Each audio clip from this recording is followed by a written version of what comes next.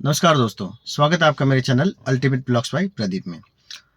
आज हम कार में आने वाली एक और समस्या के बारे में बात करेंगे, जो अक्सर लोगों को देखने को मिलती है कि जब हम अपनी कार लेके चलते हैं और जब खराब रोड आते हैं या ब्रेकर आते हैं या कुछ ऐसा रास्ता आता है जहाँ पे बोनट से हमें आवाज़ सुनाई देती है, मीन्स बोनट से एक रैटलिंग नॉइज़ या खड़खड़ की आवाज़ सुनाई देती है,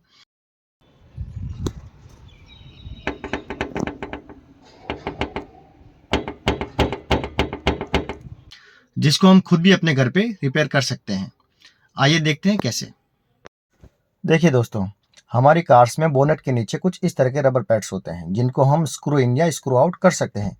अगर आपकी कार के बोनट से ज़्यादा आवाज़ आती है तो आप इनको स्क्रू आउट कीजिए, जिससे बोनट का वो गैप फिल हो जाएगा और वो टाइट हो जाएगा, जिससे रैटलिंग नॉइज़ नहीं आएगी।